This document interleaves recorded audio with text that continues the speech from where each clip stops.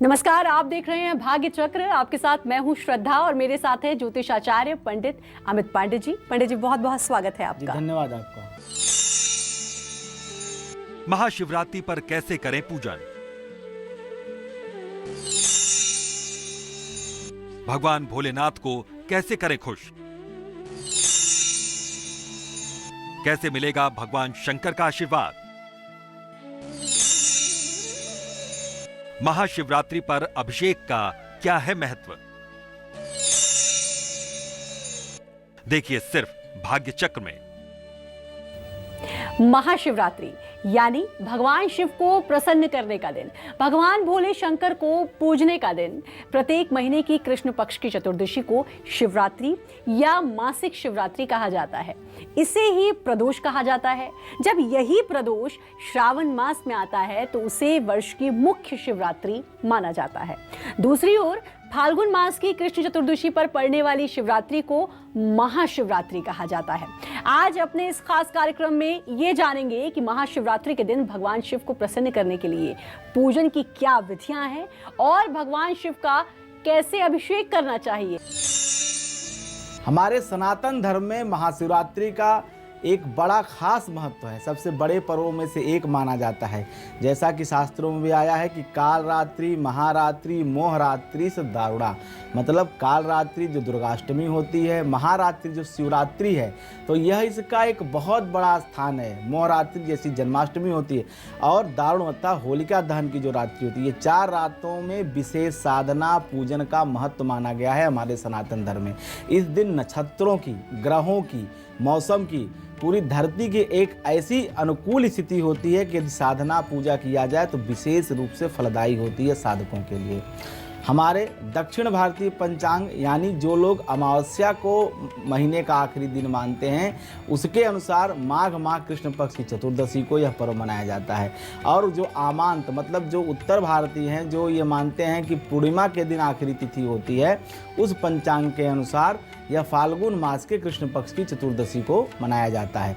लेकिन मुख्य बात यह फाल्गुन के महीने में ही महाशिवरात्रि का आयोजन किया जाता है। और इस पंचांगों को मिला के देखा जाए, दोनों पंचांग, चाहे दक्षिण भारतीय पंचांग, चाहे हमारे यहाँ का उत्तर भारतीय पंचांग, मतलब पूर्णिमांत और आमांत, दोनों को यह देखने से एक ही दिन महाशिवरात्रि पड़ती है।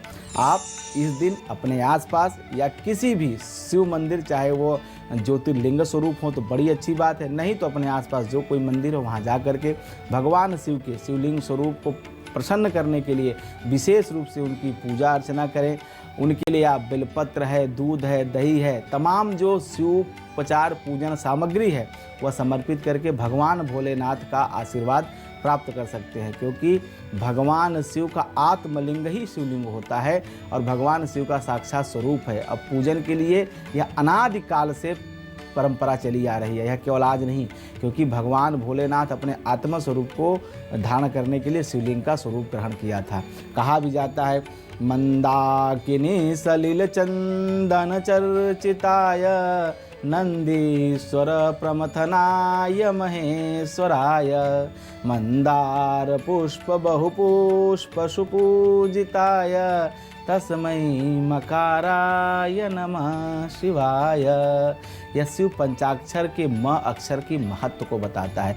हालांकि शिव के 5 अक्षर के 5 महत्व होते हैं। नमः का अलग, शिव का अलग, व का अलग, हर मंत्र का, हर अक्षर का अपना एक महत्व है। तो आप भगवान शिव की पूजन आराधना में महाशिवरात्रि का पूरा समय प्रयोग में लें तो निश्चित रूप से आपका कल्याण होगा। कहा भी जाता है कि हमारे जीवन में जब कोई साधना नहीं होती है तो उस साधना को परिपूर्ण करने के लिए, क्योंकि अगर साधना नहीं होगी तो हमारे अंदर ऊर्जा नहीं होगी, चेतना नहीं होगी।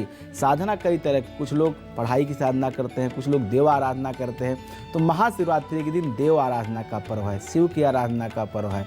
ख़ास तौर पे अगर आप योगिक साधना करने वाले हैं, योग को करने वाले हैं, तो कहा भी जाता है कि भगवान भोलेनाथ योगीराज हैं, आदि योगी हैं। और आदि योगी होने की वजह से योग की सारी क्रियाएं महादेव से ही उत्पन्न होती है, महादेव पे ही समाप्त होती हैं। इसलिए महाशिवरात्रि की रात अपने शरीर को सीधी अवस्था में रख करके आप कोई भी मंत्र जो आपको आता हो, या आपने जिस मंत्र की गुरु से दीक्षा ली हो, या अगर आपको कोई मंत्र नहीं पता है तो मैं एक मंत्र बताता हूँ, ओम नमः शिवाय। शिव के पंचाक्षर का मंत्र है। बिल्कुल पद्मासन में बैठ सकते हो, पद्मासन में, सुखासन में बैठ सकते हो, सुखासन में बिल्कुल रीढ़ की हड्डी सीधी करके, मतलब मूलाधार से लेकर के सहस्रार तक बिल्कुल एक सीधी रेखा में हो जाए। और उसके बाद महाशिवरात्रि के रात भर इस चलने वाले उत्सव में आप अपनी ऊर्जा को ऊपर की ओर चढ़ा सकते हैं, मतलब कुंडलिनी शक्ति का जागरण कर सकते हैं। और अपने ध्यान को एकाग्र करके, मतलब आंख बंद करिए और नासिका के अग्रभाग को देखते हुए और ओम नमः शिवाय, ओम नमः शिवाय इस तरह का जाप करते रहिए।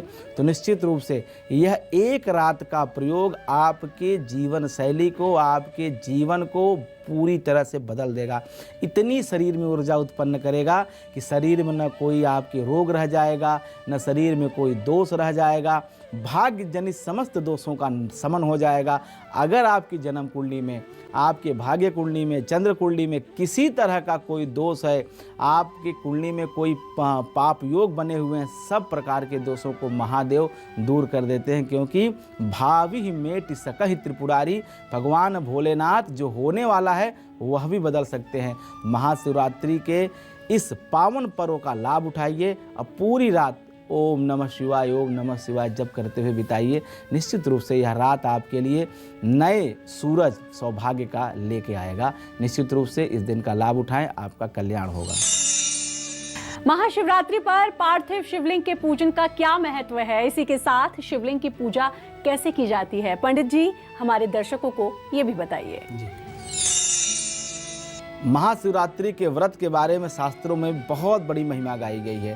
कहा भी जाता है अर्धरात्रि युतम यत्र माघ कृष्ण चतुर्दशी शिवरात्रि व्रतम तत्र षोडश अश्वमेघ फलम लभेत। मतलब अगर अर्धरात्र में चतुर्दशी युक्त महाशिवरात्रि का व्रत किया जाए तो अश्वमेध यज्ञ के बराबर फल मिलता है। शिवरात्रि का ये जो महापर्व है, इतना अधिक इसके बारे में इसकी प्रशंसा की गई है। इसके अतिरिक्त शिव महापुराण में विद्वेश्वर संहिता के 16वें अध्याय में दिए गए श्लोक को आपको बताता हूँ कि अपमृत्यु हरम काल मृत्युश्चाप विनाशनम सदह कलत्रम पुत्रादि धन धान्यम प्रदम द्विजा।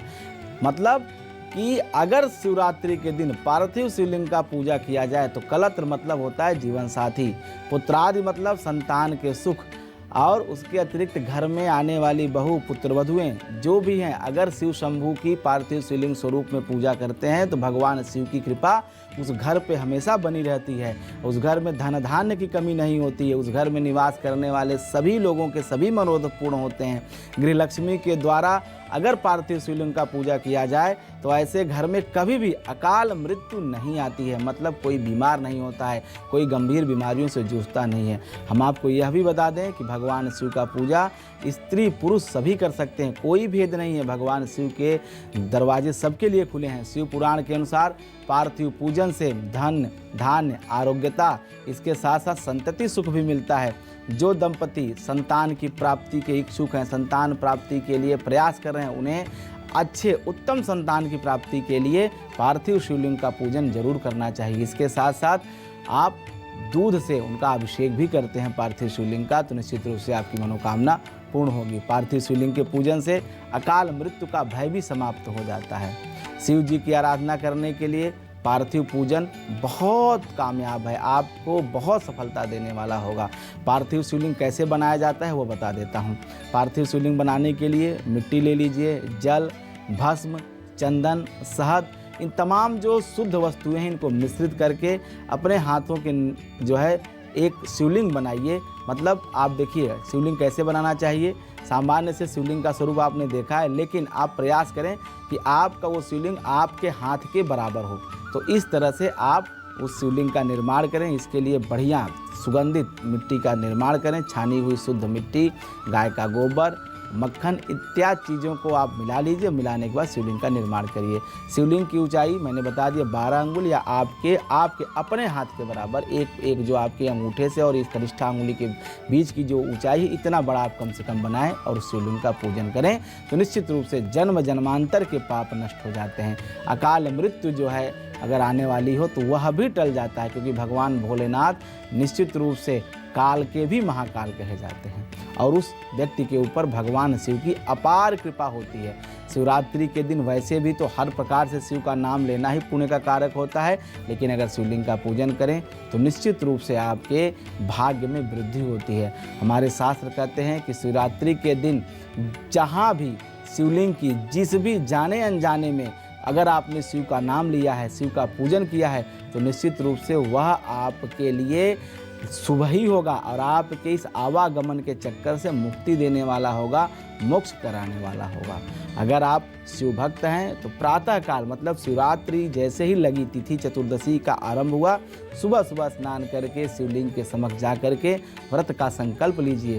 पूरे दिन व्रत करिए, शिवलिंग पर गंगा जल, दूध, दही, घी, शहद इससे अभिषेक करिए। अभिषेक करने के पश्चात पुष्प, बिल्वपत्र, धतूरा, बेर ये नैवेद्य स्वरूप में आप समर्पित करिए। धूप दीप जला करके और विधिवत आरती करिए।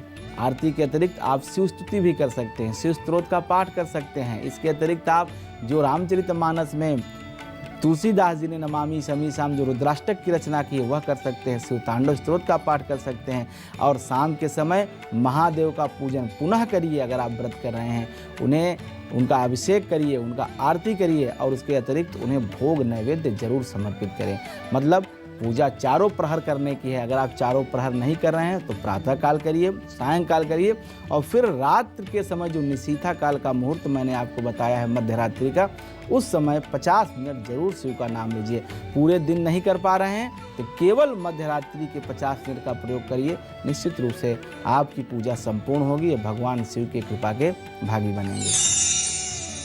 महाशिवरात्रि के दिन अभिषेक का क्या महत्व है और किन किन चीजों से भगवान शंकर का अभिषेक करना फलदायी होता है? महाशिवरात्रि की पूजन विधि क्या है? आइए जानते हैं पंडित जी से। बताइए पंडित जी। जी,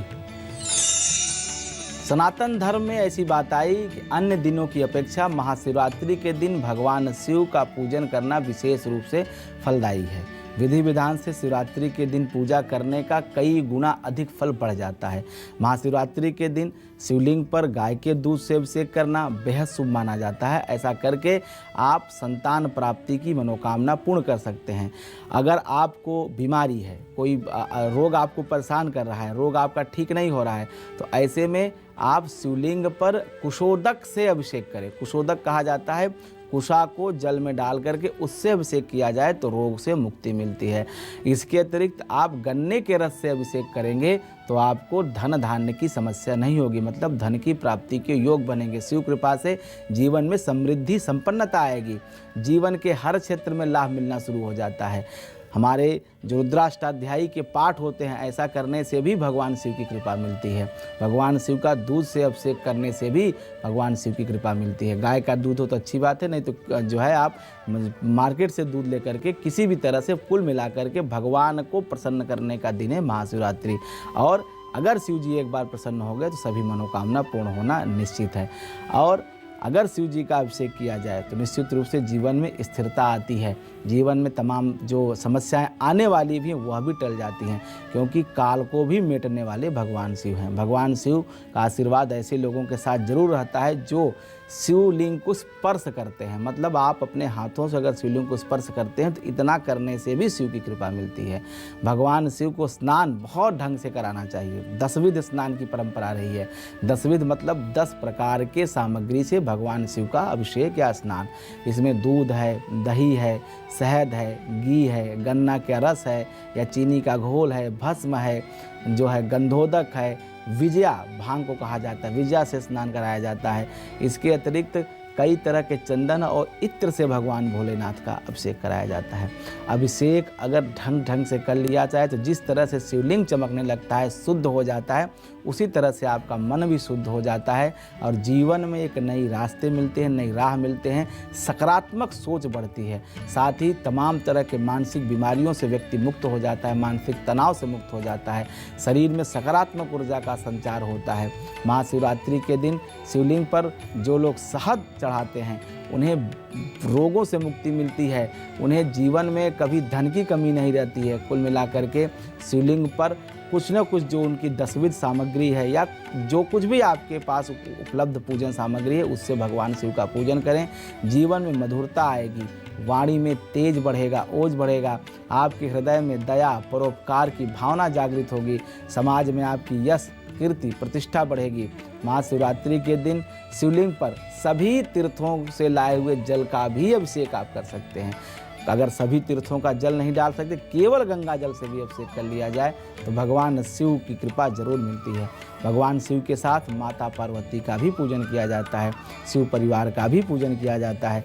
और ऐसा करने से देखिए पूरा शिव परिवार देखेंगे तो पूरा शिव परिवार कहीं न कहीं हमारे जीवन से दैनिक दिनचर्या से जुड़ा हुआ है।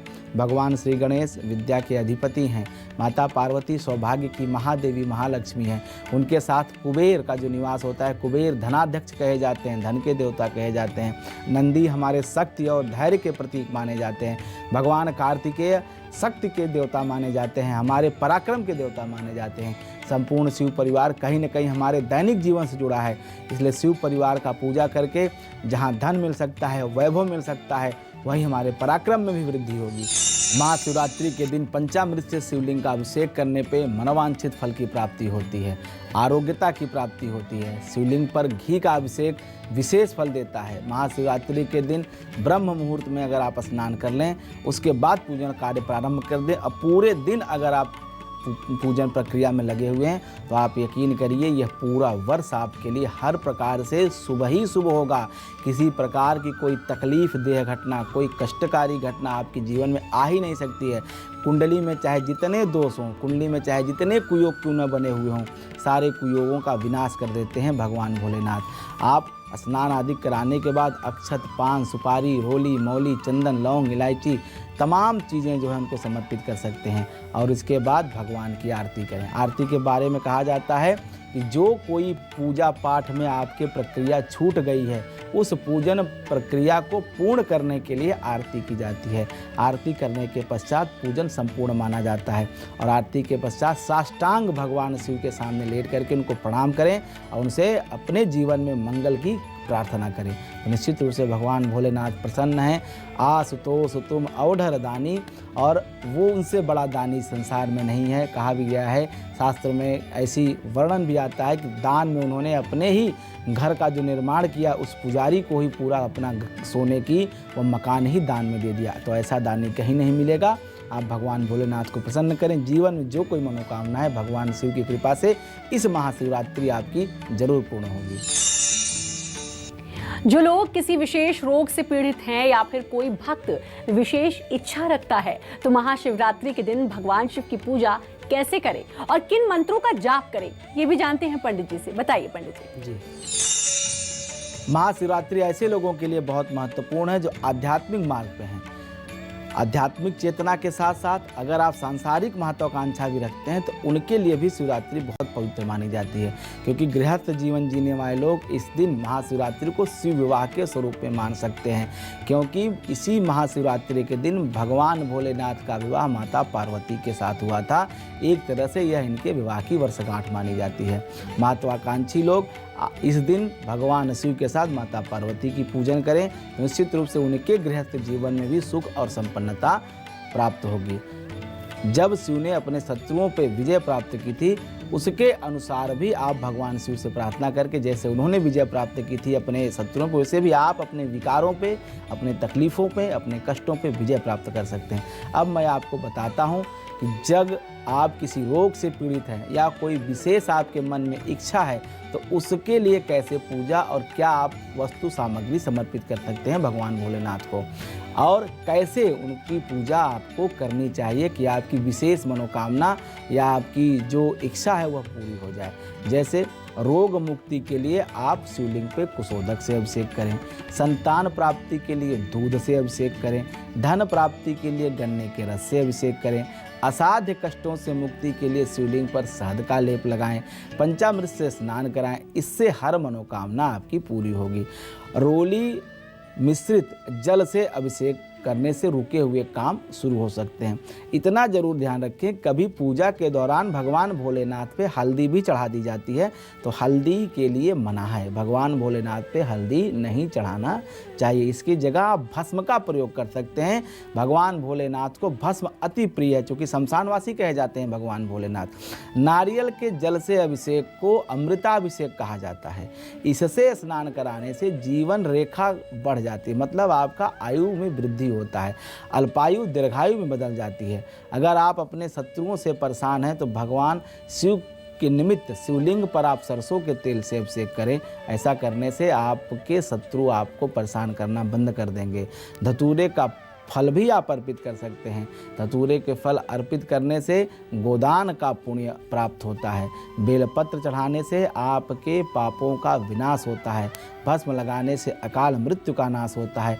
और ओम नमः शिवाय मंत्र का जाप करने से तो संसार के सारे कष्टों से, पीड़ा से मुक्ति मिलती है।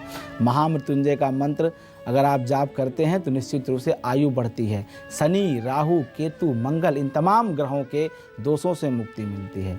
इसके अतिरिक्त शिव गायत्री ओम तत्पुरुषाय विद्महे महादेवाय धीमहि तन्नो रुद्र प्रचोदयात्, यह शिव गायत्री है, रुद्र गायत्री है। ऐसा करने से आपके अंदर जो 24 तरह के 25 तरह के जो तत्व होते हैं उनका सुख आपको जरूर मिलेगा।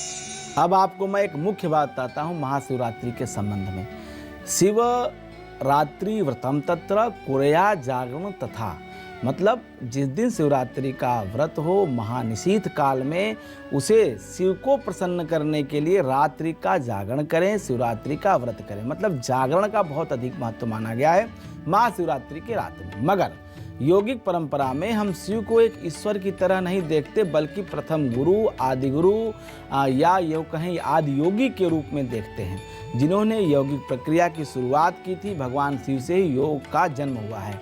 शिव का मतलब होता है कि जो नहीं है, अगर आप खुद की ऐसी स्थिति में रखते हैं कि आप में आप न रहें और शिव के होने दें, तो जीवन में एक नई दृष्टि लाने और जीवन को पूर्ण स्पष्टता से देखने की संभावना बढ़ जाती है।